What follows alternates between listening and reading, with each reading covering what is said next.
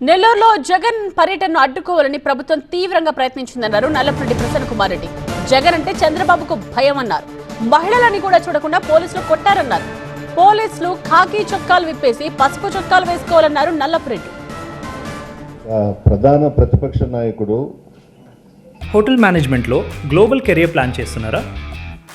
అంతర్జాతీయ చదువు, foreign job chance కోసం ఇండియా నంబర్ 1 హోటల్ స్కూల్ IIHMలో జాయిన్ అవ్వండి.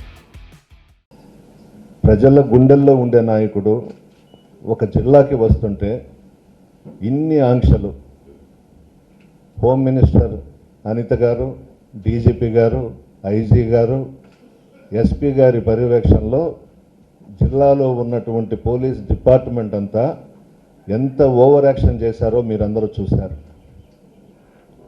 ఎందుకు ఇదంతా చేశారు? అవసరమా? అంటే జగన్మోహన్ రెడ్డి గారికి ఏ జిల్లాకు వెళ్ళినా వేలాది మంది బ్రహ్మరథం పడుతున్నారని చంద్రబాబు నాయుడికి భయం పుట్టుకునింది. పార్టీ నాయకులను కొట్టారు, కార్యకర్తలను కొట్టారు. ఇది చూడండి ఏ విధంగా కొట్టారు. మా జడ్పీటీసీ కోవూరు హస్బెండ్ ప్రసాద్, భాస్కరు లేడీస్ని వాళ్ళు ఇష్టం వచ్చినట్లు కొట్టారు. అవసరమా ఇదంతా? ఎందుకు చేస్తున్నారు? నిన్నంతా ఒకటే చర్చ. అక్కడ ఈ పోలీస్ డిపార్ట్మెంట్ అంతా కూడా కాకి బట్టలు ఇప్పేసి పసుపు చొక్కాలు వేసుకోవచ్చు కదా అని మాట్లాడుకుంటున్నారు వచ్చిన వాళ్ళందరూ కూడా.